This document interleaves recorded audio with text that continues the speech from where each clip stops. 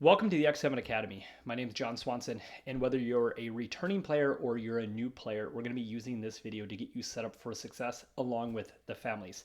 That being said, I have my computer right here, so if you see me glancing down like this, I'm looking at my notes, so I, number one, don't ramble.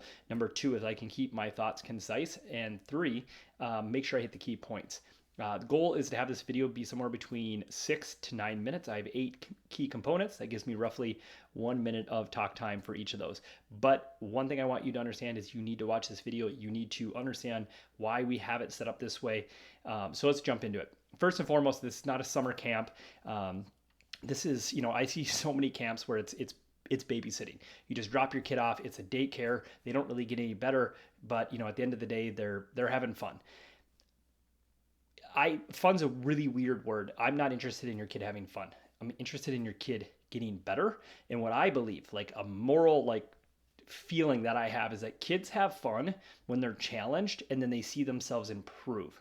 So I'm not interested in playing the games. I'm not babysitting your child. And this definitely isn't just more ice time. This is the platform that when I look at what is the perfect way to develop an athlete and even studying my own, shortcomings, being able to be one level away from the NHL and not make it, it's something that sits with me to this day. It bothers me, you were that close and you didn't make it, and most people don't. But then I take that and I say, well, how do I help the next generation make it? And make it's a loose term. It could be playing junior A, it could be being a great high school player. I look at it as making it as being the best version of you and leaving nothing on the table.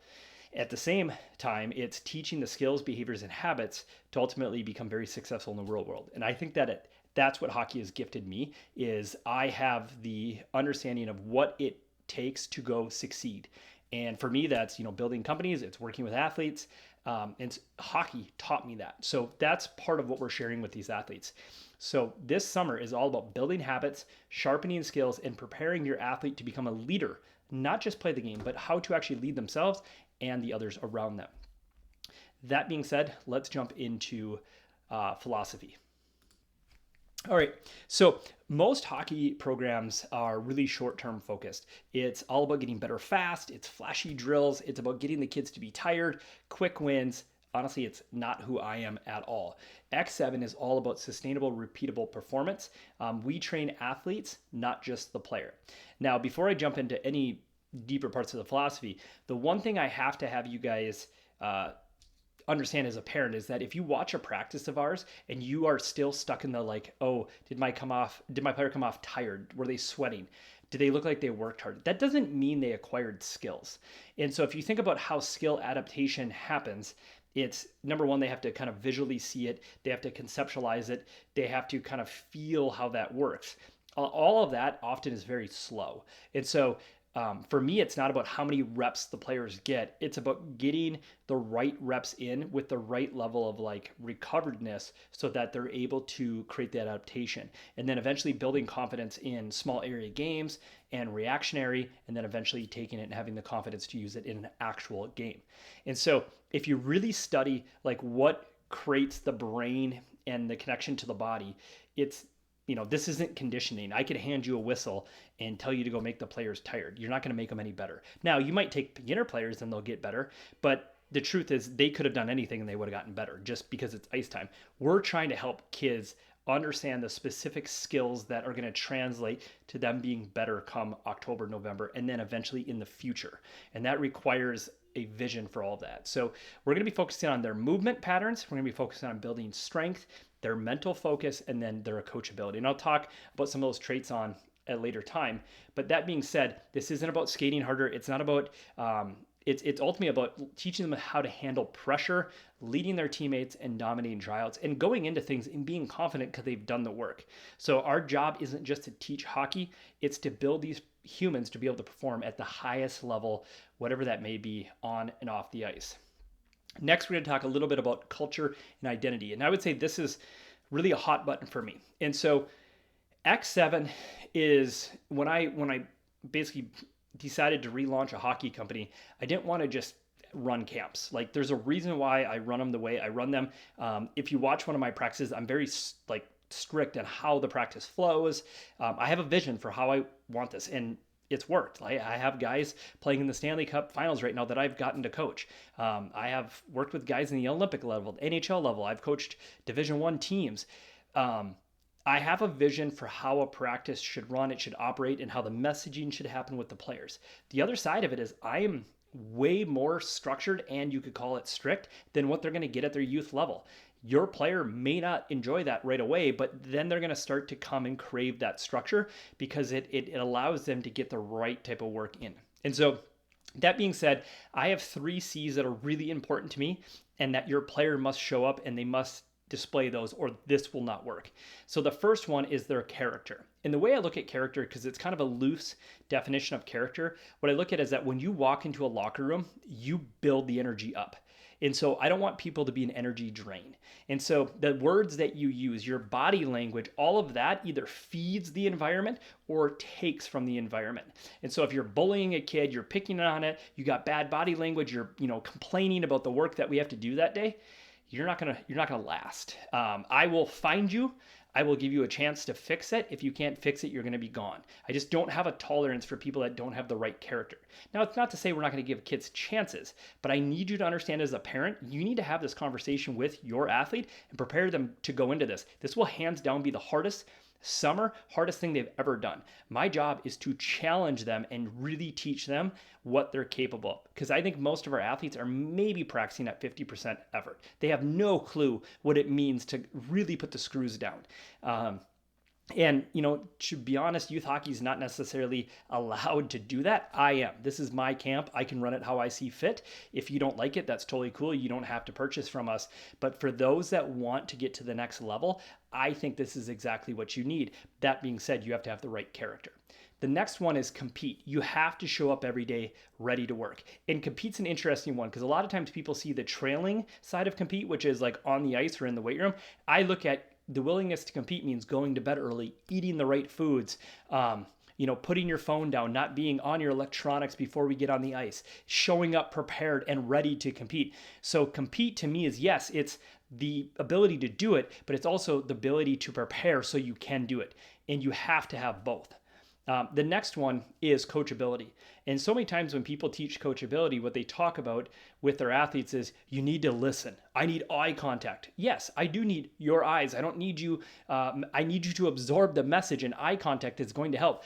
But what I really need from your player is a willingness to fail. So many athletes I see nowadays are perfectionists. They're so scared to make a mistake. We thrive off the scientific method that, each repetition is an opportunity to learn. Right? And we keep stacking betterment. So what I need from your athlete, I need your athlete to listen. I need your athlete to focus. But what I most need is that from there, they take that information and they're willing to try. And that try is most likely going to equal failure in the short term, but long-term success. That is coachability. Because if you're not willing to take the information and actually apply it, you're not really all that coachable. You just listened. Coachability is behavioral change. And so make sure that when you sit down and talk to your athlete before they come on day one, you are talking about the 3 C's. And it's honestly something I think you should have, whether you're a coach yourself or you're a parent. Bring those 3 C's everywhere: character, compete, and coachability. And what I believe is that drives culture. So I love this little statement. I'm going to share it with you guys. Effort is going to get you noticed. Coachability is going to keep you in my program, and consistency is what's going to level you up. And that right there is going to be the difference between somebody in my program not getting any better from day 1 to day 90 and somebody getting radically better. I can't control whether or not you can get better. I can only create the environment. It is up to the athlete to take the opportunity and maximize it. All right, let's jump into your daily training flow and structure. First and foremost, everybody always should be striving to arrive 20 minutes prior to their scheduled time. And so that being said, if you lift first, your routine is this: you arrive in the building, you walk through quietly, you're not disrupting anybody, you go into your locker room, and you're going to do the following. Your bag is going to get completely unpacked. If you don't know what that looks like, look at an NHL weight room prior to a game. Or not weight room, locker room, excuse me. You're going to jerseys hanging up, your shoulder pads are up, your breathers are up, socks are in your breathers, your bag is tucked underneath, shin pads are out, skates are out, your elbows, gloves, and helmet are all up top. Okay, from there, your unders are laid out. Everything you need is organized and laid out in one clean space. You're also not taking up the whole locker room. You have your one specific stall. From there, your water is filled up. Mom and dad didn't fill it up. You did. Okay, and this goes for my mites, or excuse me, my squirts as well. Parents, stop coddling your athletes because I won't allow it. I do, and I'm completely okay if parents need to tie skates, but that's pretty much where it ends. They need to take responsibility. And I know what it's like to be, a parent. I remember Sloan going off to her first camp, and there was a coach like me, very stern, very structured. I wasn't allowed in the locker room, and she was in second grade skating with fifth graders. And she had to figure it out. And it was the best thing for her because now she takes that responsibility, and that's going to allow them to take ownership. And we want to build leaders, and leaders take ownership for their outcomes.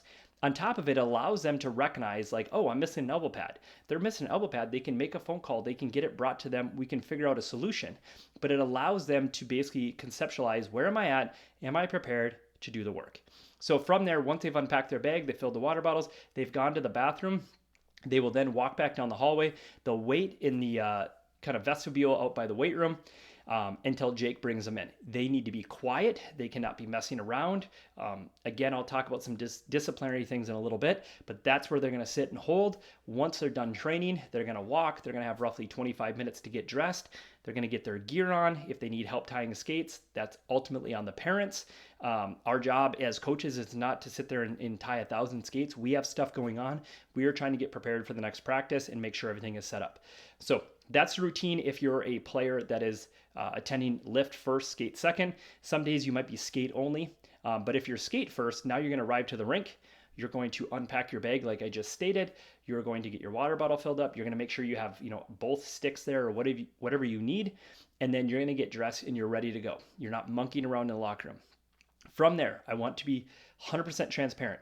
I will check the locker room. The locker room is clean. There's no tape on the ground. All the bags are underneath, and that is a nice, clean house. That is our house. That's our home. We take care of it. If the locker room is not set up the way I want it, the players will skate.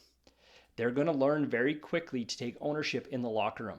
It is not the parents' job. It's not the coach's job. It is their job. That's their home. They're going to learn to take care of it. I will only receive raving reviews from the St. Cloud State staff about the respect our players have for the facility and the cleanliness. Okay, and this is not even a conversation I'm willing to have with parents. That is the structure. That's the expectation.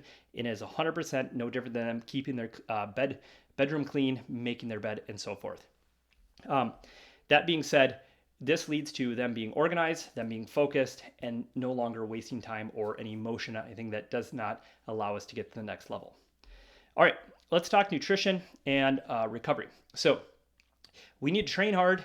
You need to feel right. And the truth is adaptation comes from recovery, not stress. You need stress first, but if you don't have the right recovery, you're not able to ultimately adapt. You don't get better. That being said, if anytime you are getting ready to train, it's applesauce, and I can get into the science behind it, but applesauce is a better fruit than like a banana prior to training, and then electrolytes. Now, post-training, a banana and like a protein like a Fairlife or something like that is optimal. I have a whole bunch of information on creatine as well. Our kids take creatine gummies. Yes, I have a 9-year-old and an 11-year-old, and they've been taking creatine for years. There's so much research on how youth athletes and youth in general need it for their brains. So that would be my recommendation: is your applesauces, your bananas, your electrolyte water, some type of protein, and then creatine are going to be the things that they're going to need inside of that window. I'm not talking about, throughout the day, but simply put, we need to make sure they have the right type of carbohydrates and the right hydration to ultimately perform. They should have a water bottle on the ice for practice. It should be completely filled up. On top of that, they should bring their water bottle to the weight room. So that kind of covers nutrition recovery. The one thing I did not talk about, and I don't have it in front of me, but when you guys arrive, they should have a separate pair of shoes for the weight room. The shoes have to be 100% clean. They cannot be their street shoes. It has to be a completely clean shoe. That being said, you're looking for what is called a minimalist shoe. You don't want a big heel. I know a lot of the athletes right now wear those Nikes where they have that big air pocket in the back. Anything that elevates their heel is bad. You want to look at like a really kind of flat shoe. And secondly, that shoe should only be worn in the weight room. Okay, so I don't care if they walk to the weight room in their sandals or they wear those shoes there, but those shoes do not ever touch anything outside, because it's going to to ruin the weight room, and we don't want to ruin that good thing. So only clean shoes in there. And I know that doesn't necessarily fit into the nutrition side, but it's important for that kind of area and window. At home training, all the athletes will get a training app this year. The link is going to be below in the email. That's where all the off-ice programs going to be found. Stick handling, your shooting, your hockey IQ. That being said, I just want to kind of address this.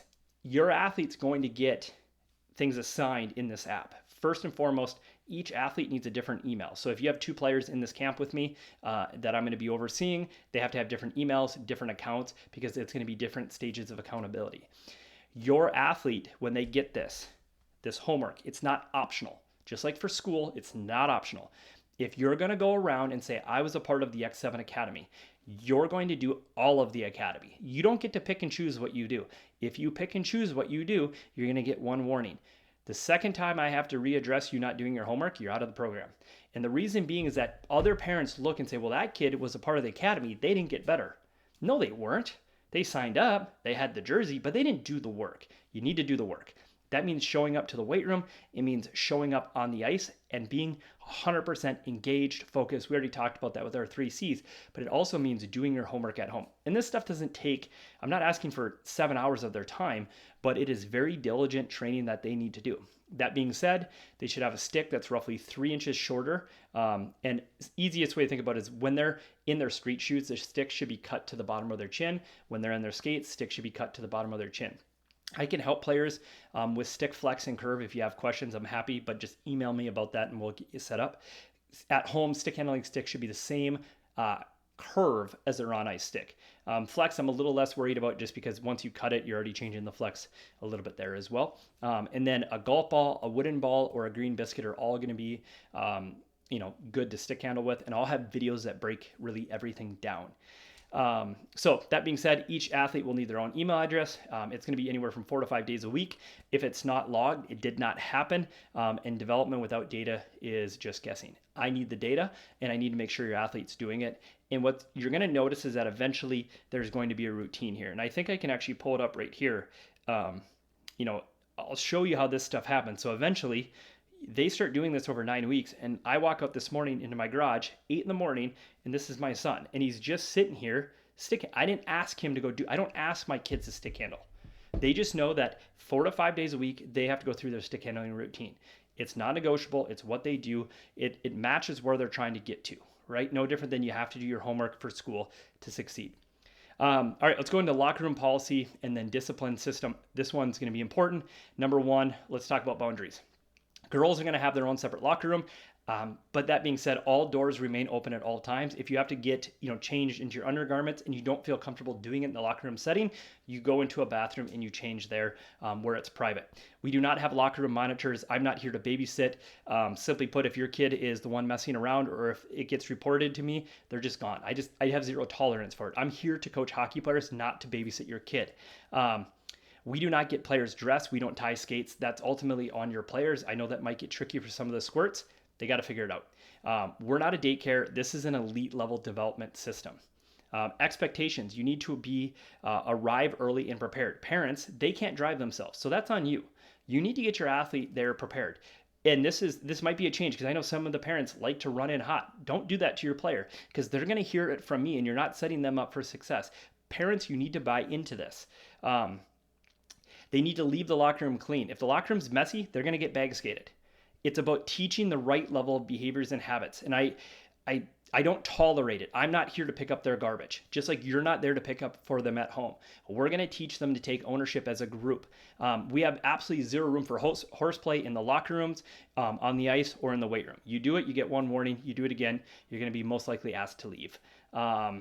Again, if locker room stalls are messy, the bags are not put underneath, the clothes is hanging up, I will check before we start practice. They will skate. So the discipline is simple. You get 1 verbal warning. The second time you're off the ice or out of the weight room, the third time you're out of the program. It's not even up for debate. So this is here for the players that want to become the very best version of themselves. If that's not your player, they're going to get a couple warnings. If it doesn't work, you know what, maybe a different program is a better fit for them. This is for the kids that have the aspirations and they're ready to focus and be ready. If that's not your kid, I'm sorry, but I'm not going to allow them to detract from the others. Simply put, payment does not guarantee completion. We're here to develop serious athletes. If someone becomes a distraction, they're out, period. All right, so final note, parents, you need to partner with us. Your role is very critical. The truth is the kids can't get themselves there. You're their guide, you're their leader. And so you need to reinforce punctuality, attitude, their nutrition, their accountability, the 3 C's. You're part of this team too, and we can't do it without alignment on the ice and at home. If you have questions, you feel free to reach out. You can, either reply to this onboarding, you can shoot me a call, we can have a conversation. If you need help, by the way, with what sticks or gear or any of that stuff, I'm always happy to be a resource. But this video at the end of the day is designed to let you guys understand that the program you're about to enroll into is exceptionally serious. This is, the X7 Academy. We had 30 families that wanted in and they didn't get in, right? And so my job is to make sure that the group that gets moved forward next year is even more close-knit. They are 100% the right person for the group. The truth is your player has an opportunity to be one of those. It's what they do over the next week is going to determine whether or not they get invited back. And so there you have it. I need you to go through the important information below in this email, things like your schedules in the Sports Engine app, set up your Bridge app, and then please arrive early day 1. You're going to get your jersey, you'll get your socks. I'm waiting to get word on the apparel if it's going to be ready, but we'll be passing those things out as well. And other than that, we look forward to seeing you next week.